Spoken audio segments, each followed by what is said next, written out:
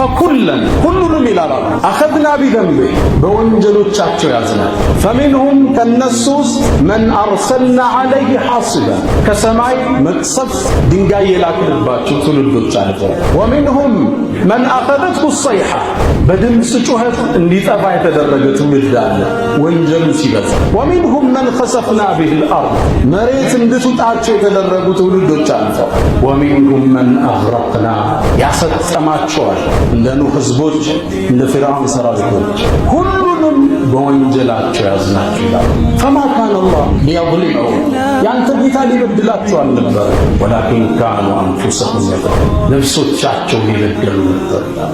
የምናየው ጦርነት፣ የመሬት መንቀጥቀጥ፣ የኑሮ ውድነት፣ ሰው ውስጥ የምናየው መጨካከል የወንጀላችን ብዛት።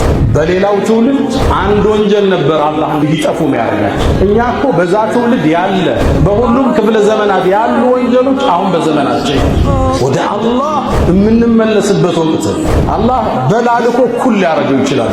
መደንገጥ አልቻል። ወማ ኑርሲሉ ቢልአያት ኢላ ተኽዊፍ ልናስደነግጥ ላክል አንደነገጠን። እንደተጨካከለ ነው። ተውበት ላይ አይደለም፣ ዱዓ ላይ አይደለም፣ ሰደቃ ላይ አይደለም። አላህ ካዘነላቸው ጥቂቶቹ በቃ አመፁ፣ ጥጋብ ውስጥ ገቡ፣ አላህን ረሱ። ፈአኸዝናሁም ቢዘኑቢሂም በወንጀሎቻቸው ያዝናቸው። ወአንሸእና ሚን ባዕድሂም ቀርነን አኸር እነሱን ጠርገን ሌላ ተካን። ደወሉ በጣም ጮኋል። ደብዳቤው ከደረሰን ቆይቷል። እኛ መዘናጋት ውስጥ ነው። ዑመር ብን ኸጣብ ምን ይላሉ? ለው ነዘለት ሳዒቀቱን ሚነ ሰማይ ከሰማይ እኮ መቅሰፍት ቢወርድ ሙስተግፊርን አይነካው። እስትግፋር እያረግነ የአላህ በላኛ ጋር ይወርድ። ይህ አላህ ምድር ላይ ያስቀመጠው ሕግ የኢኮኖሚ ችግር፣ የማህበራዊ ችግር፣ የትዳር ችግር፣ የአገር ችግር እኛ ውስጥ አይነት። ውድ ምዕመናን በዓለማችን በተለያየ አቅጣጫ የምናየው ጦርነት፣ ረሃብ፣ ርዛት፣ ማዕበል፣ መሬት መንቀጥቀጥ፣ ውድመት፣ አልቋረጥ ያለ ጦርነት፣ ወረርሽኝ የሁሉም ምክንያቱ አንድና አንድ ብቻ። ሁሉንም የዓለም አካል አካሎታል። ሁሉንም ጎብኝቶታል። ምክንያቱ ምን ይመስላችኋል? የኑህ ህዝቦችን በማዕበል እንዲጠፉ ያደረጋቸው ምክንያቱስ ምን ይመስላችኋል? ቃሩንን ከነንብረቱ መሬት እንድትውጠው የተደረገ ምክንያቱስ ምን ይሆን? ፊርዓውንን ከነሰራዊቱ ባህር ውስጥ እንዲሰጥም የተደረገ ምክንያቱ ምን ይሆን? ምክንያቱ ምን ይሆን? የሉጥን ህዝቦች ጅብሪል በአንድ ክንፉ አንስቶ ሰማይ ጥግ ላይ አድርሶ የደፋቸው ምክንያቱ ምንድን? ሰቅስቆ ሰማይ ጥግ ሲያደርሳቸው ሐተል መላኢከቱ ሰሚዐት እስቲንጃደ ሱብያኒሃ የሕፃናትን ለቅሶ ሰማይ ላይ የሚኖሩ መላእክት እስኪሰሙ ድረስ ላይ ወስዶ መሬት የቀበራቸው። ከዛም የተከታተለ የጀሃነም ድንጋይ በስሞቻቸው የተላከባቸው ወአምጠርና ዐለይሂም ሒጃረተን ሚን ሲጂሊን መንዱድ ሙሰወመተን ዐንደ ረቢክ ወማ ሂየ ሚነ ዛሊሚን ቢበዒድ። ምክንያቱ ምንድን? ምክንያቱ አንድ ነው። የሰው ልጆች ሲያጎሉ፣ ሲቀንሱ፣ ድንበር ሲያልፉ ይመለሱ ዘንድ ከሰሩት ስተት በጥቂቱ አላህ ይጎበኛቸዋል። ፈኩለን ሁሉንም ይላል አኸዝና ቢዘንቢ በወንጀሎቻቸው ያዝናቸው። ፈሚንሁም ከነሱ ውስጥ መን አርሰልና ዐለይህ ሐሲበን ከሰማይ መቅሰፍት ድንጋይ የላክንባቸው ትውልዶች አሉ። ወሚንሁም መን አኸዘትሁ ሰይሐ በድምፅ ጩኸት እንዲጠፋ የተደረገ ትውልድ አለ ወንጀሉ ሲበዛ። ወሚንሁም መን ኸሰፍና ቢሂል አርድ መሬት እንድትውጣቸው የተደረጉ ትውልዶች አልፈዋል። ወሚንሁም መን አግረቅና ያሰጠማቸዋል እንደ ኑህ ህዝቦች እንደ ፊርዓውን ሰራዊቶች ሁሉንም በወንጀላቸው ያዝናቸው ይላል። ፈማ ካነ አላህ ሊየዝሊመሁም ያንተ ጌታ ሊበድላቸው አልነበረም፣ ወላኪን ካኑ አንፉሰሁም የዝሊሙን ነፍሶቻቸው ሊበደሉ ነበር። የምናየው ጦርነት፣ የመሬት መንቀጥቀጥ፣ የኑሮ ውድነት፣ ሰው ውስጥ የምናየው መጨካከል የወንጀላችን ብዛት። በሰይድና ዑመር የአስተዳደር ዘመን ረዲየላሁ ተዓላ ዐንሁ ድርቅ ገባባቸው። ያኔም ህዝቡን ሰበሰቡና አባስ ኢብኑ አብዱል ሙጠሊብ የነቢዩን አጎት አባስን ጠሩ ሰለላሁ ዐለይሂ ወሰለም። የአባስ ድርቅ ገብቷል። ድሮ ነቢዩ ዐለይሂ ሰላቱ ወሰላም ዱዓ ያረጉ ነበር። አንተ አጎታቸው ነህ፣ ዱዓ አድርግልን አላቸው። አባስም ተነሱና አንድን ቃል ተናገሩ። አላሁመ አሉ፣ አላህ ሆይ ማነዘለል በላ እኮ አይመጣብንም ችግር በግልም ይሁን እንደ ማህበረሰብ እንደ ዓለም ኢላ ቢደም በሰራነው ወንጀል ነው። ወላ ዩርፈዑ ኢላ ቢተውባ አይነሳም ወደ አላህ በመመለስ ቢሆን ጌታችን ተመለሰናል። ዝናቡንም አላህ እየቀጣን ያለው አሁን ያለው አስደንጋጭ የኑሮ ውድነት፣ አልቆም ያለ ጦርነት፣ መጨካከል፣ መፈናቀል፣ ረሃብ፣ ርዛት፣ ማዕበል ሁሉም የሰው ልጆች ይመለሱ ዘንድ በትንሹ አላህ ይጎበኛቸዋል። ظهر الفساد ይላል። መከራው ሞቱ እኮ ተገለጠ ይላል። في البر والبحر በየብስም በባህር ምንድነው ምክንያቱ? ቢማ ከሰበት አይዲ الناس የሰው ልጆች በሰሩት የእጃቸው ውጤት ይመለሱ ዘንድ አላህ ደወሉን ያሰማል፣ ደብዳቤውን ያደርሳል። ሁላችንም ወንጀል ውስጥ በሌላው ትውልድ አንድ ወንጀል ነበር አላህ እንዲጠፉ የሚያደርጋቸው። እኛ እኮ በዛ ትውልድ ያለ በሁሉም ክፍለ ዘመናት ያሉ ወንጀሎች አሁን በዘመናችን አሉ። የሉጥ ሕዝቦች የጠፉት ተመሳሳይ ጾታ ግንኙነት በመፍጠራቸው አሁን እኮ ህጋዊ ሆኗል። ወንድ ወንድን ማግባት፣ ሴት ሴትን ማግባት በህግ ደረጃ ተደንግጎ እየጸደቀ አንዷ ከአሜሪካ ደውላ ኡስታዞይ ልጄ ሴት እንዲያገባ ዱዓ አድርጉልኝ። አየው ወንድ ይገባል ማለት ሴት ልጅ አገባል ማለት መታደል የሆነበት ክፉ ዘመን ውስጥ ይገባል። በዚህ ወንጀል ነው አላህ ያጠፋቸው የሉጥን ህዝቦች ከላይ አንስቶ ታች ደፋቸው። እሱ ወንጀለኛ ጋር እነሱ ጋር የሌለኛ ያለ ጾታ እየቀየርን ነው በኦፕሬሽን ወንዱ ሴት ይሆናል፣ ሴቱ ወንድ ይሆናል። ይህ ደግሞ ሰብአዊ መብት ተሰጥቶታል። ህፃናት ላይ ያለመወሰን መብት እየተሰጠው ነው። ተርቢያን ከአባቶች እጅ ቀምተውታል። ማሙሽ ስትለው ሚሚ በይኝ ሊልህ መብቱ ነው ልጅ። አስደንጋጭ አስፈሪ ዘመን መቅሰፍት የሚያወርድ ተጨባጭ ውስጥ ነጋዴው አጨበርባሪ አላህ ካዘነላቸው ጥቂቶች ውስጥ ከምናያቸው በርካታ ህንፃዎች ቤቶች ጀርባ የሰው እንባ አለ፣ የኮንትራክተሩ ለቅሶ አለ፣ የወዛደሩ ሮሮ አለ። ያልተከፈሉ ያልተዘጉ ሂሳቦች ብዙ ናቸው። ሰራተኛን ላቡ ሳይደርቅ ክፈሉት ያሉት ነቢይ ትእዛዛቸው ተጥሶ 3 ዓመት ስልክ ይዘጋል። ጥቂቶች አሉ አላህን ፈርተው ቢነግሩ፣ አብዛኛው ችግር ውስጥ ነው። በጣም የሚያሳዝነው እዛም ዘርፎ ያንም አስለቅሶ ቤቱን ሰርቶ ሲጨርስ ግድግዳው ላይ ሃዛ ሚን ፈድሊ ረቢ ብሎ ይለጥፍ። ይሄ ጌታ ይስጦታ ማሻአላህ ተባረከላህ። አስደንጋጭ የወንጀል ማዕበል ውስጥ አለ። ሰው በውርስ በንዋይ ቤተ ዝምድናን ቆርጧል። ለገንዘብ ሲል ወንድም በወንድሙ ላይ ጨክኗል፣ ፊት ተዟዙሯል። ይሄ ሁሉ ወንጀል ሲበዛ አላህ እንመለስ ዘንድ በትንሽ ይጎበኛል። እንደምታውቁት ከ2019 ጀምሮ አላህ ኮሮና የሚባል በሽታ ላከና የሰው ልጆችን ትንሽ መከራቸው። በግዴታ ኸልዋ ከተተን፣ ማስክ ለዓመታት አስለበሰ። ዓለም አቀፍ በረራዎች ተቋረጡ፣ ሰርጎች ተሰረዙ፣ ዓለም አቀፍ ስብሰባዎች ተዘጉ፣ መንገዶች ጸጥ ረጭ አሉ። ወደ አንድ ሀገር ለመግባት የሕክምና ማስረጃ ይዞ መሄድ ግድ ሆነ።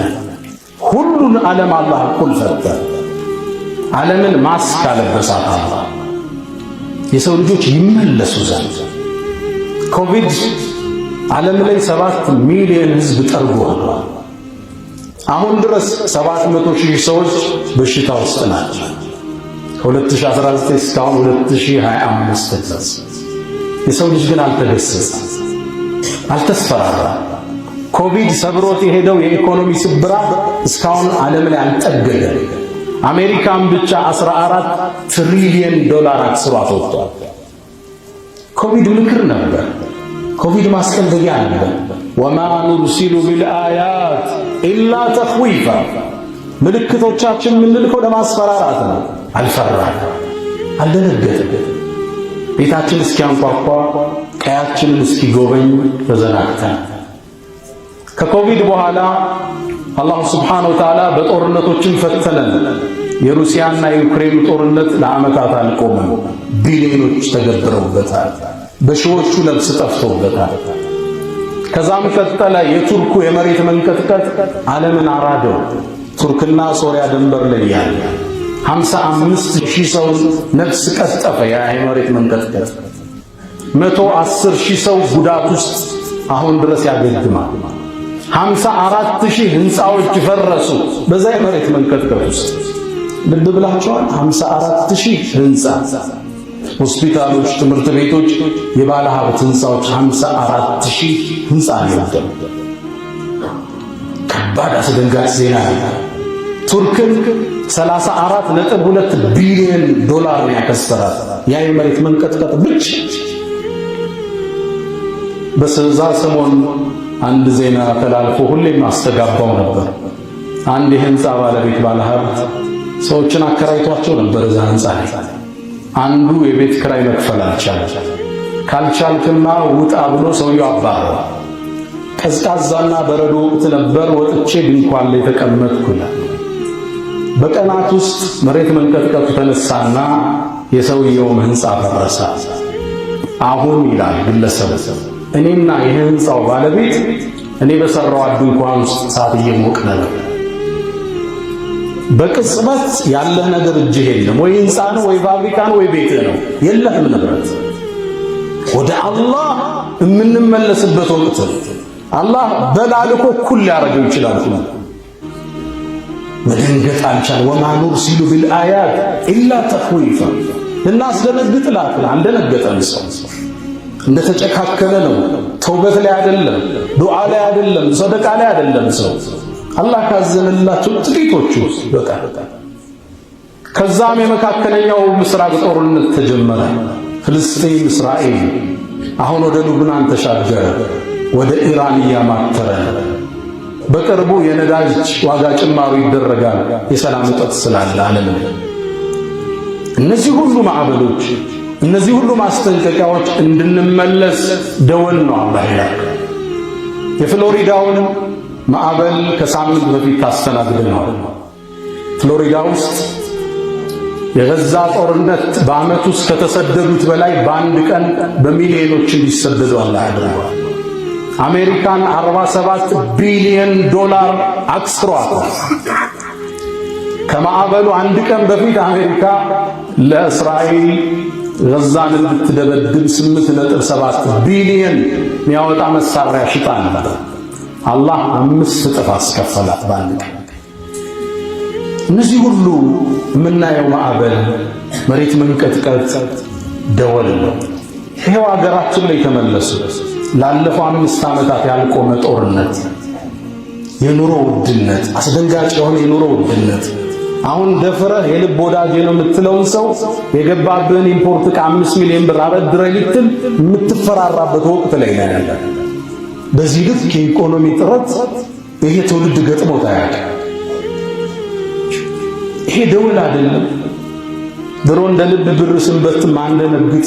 አሁን ሂሳብ መስራት የጀመርንበት ወቅት አይደለም። ከዚህ በላይ ደወል አለ? በእርግጠኛስ አልተስፈራራንም፣ አልደነገጥንም፣ አልተመለስንም።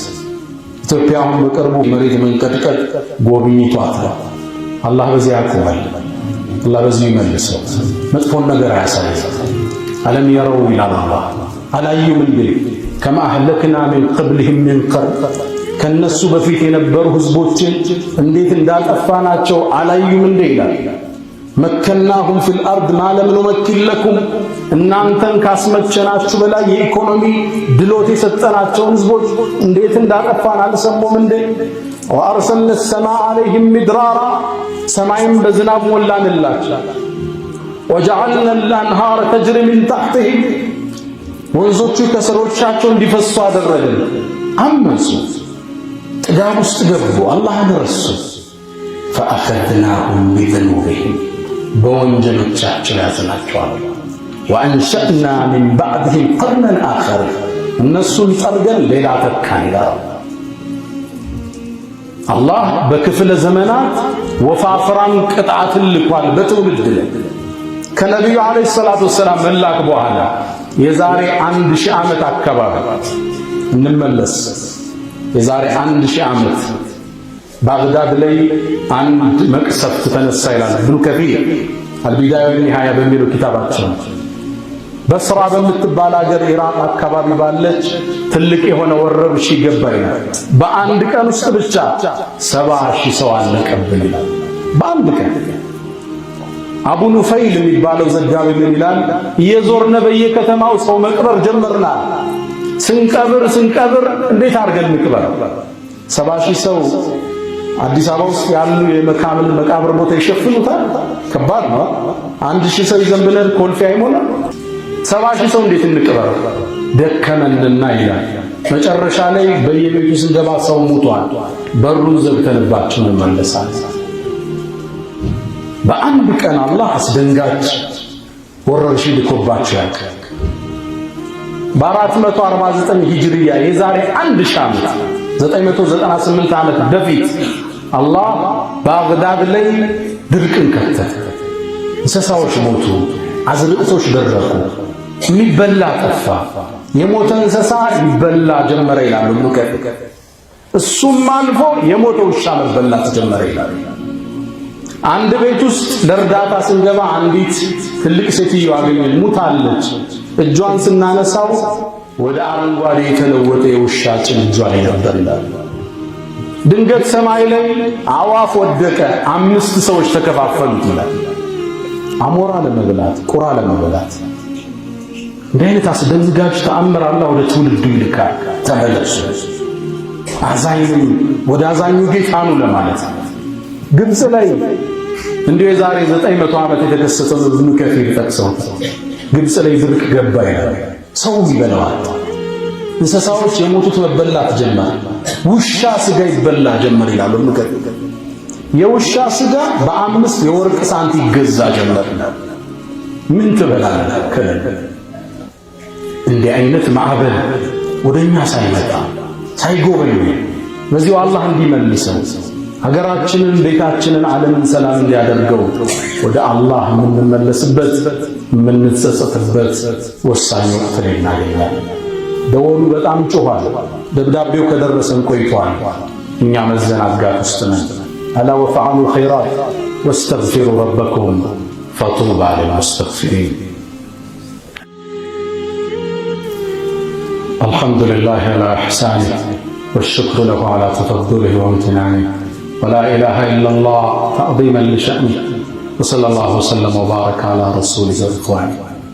يقول الله جل شأنه ولقد أرسلنا إلى أمم من قبلك فأخذناهم بالبأساء والضراء لعلهم يتضرعون فلولا إذ جاءهم بأسنا تضرعوا ولكن قست قلوبهم وزين لهم الشيطان ما كانوا يعملون.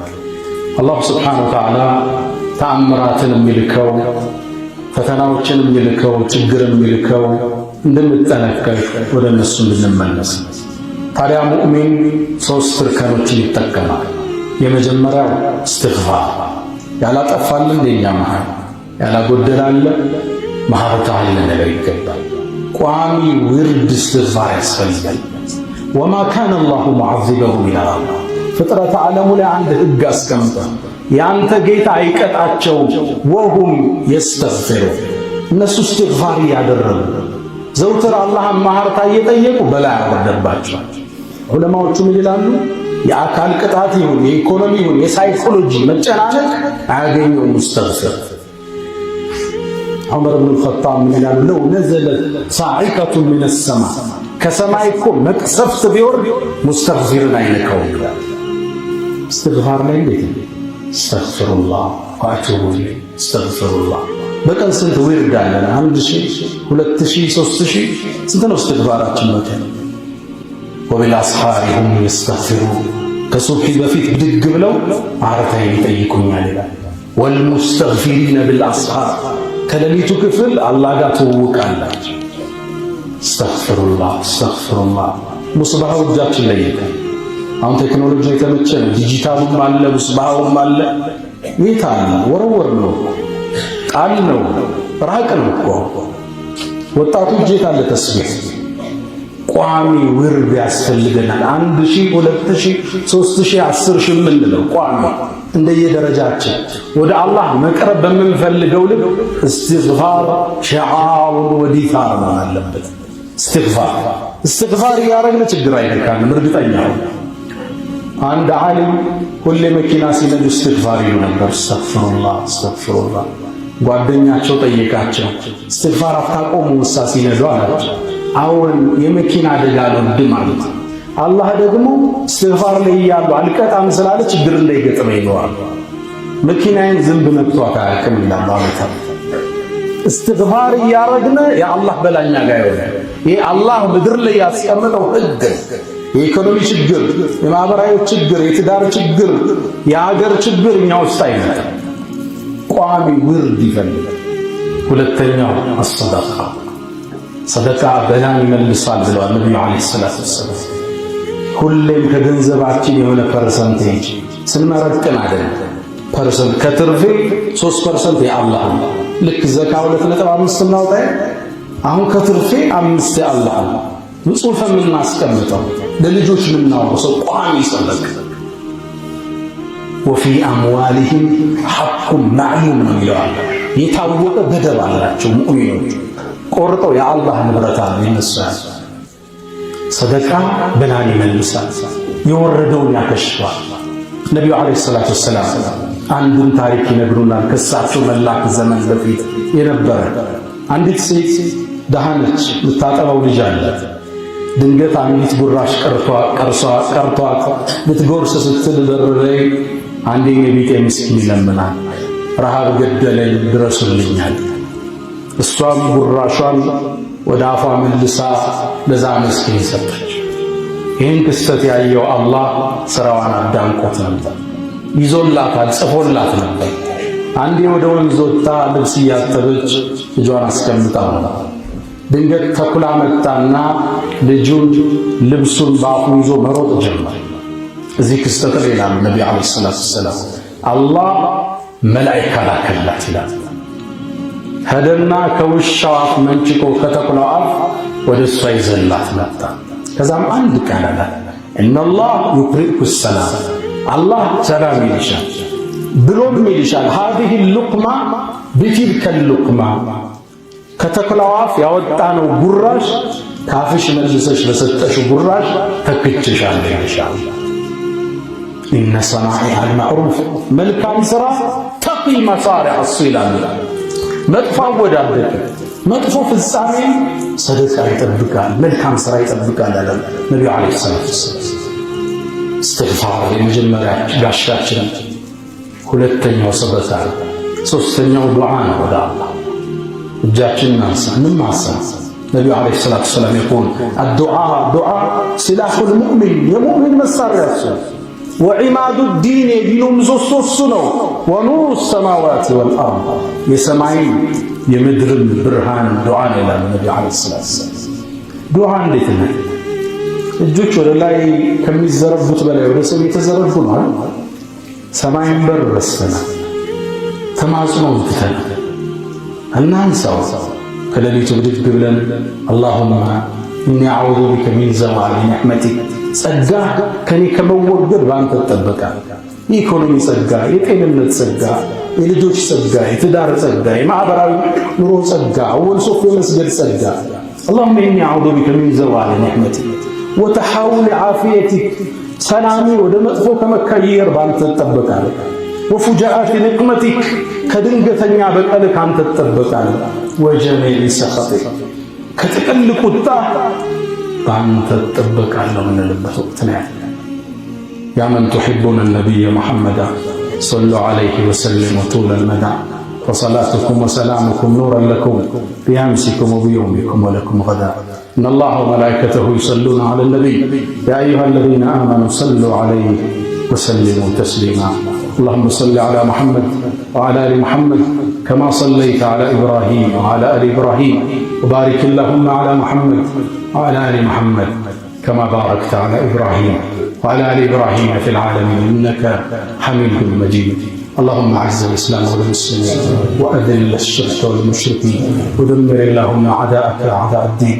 اللهم إنا نعوذ بك من جهد البلاء ودرك الشقاء وسوء القضاء وشماتة الأعداء. اللهم إنا نعوذ بك من زوال نعمتك وتحول عافيتك وفجاءة نقمتك وجميع سخطك يا أرحم الراحمين.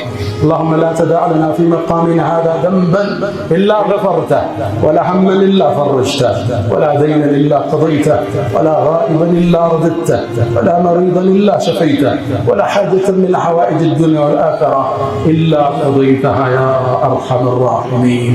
ألا فأقم الصلاة.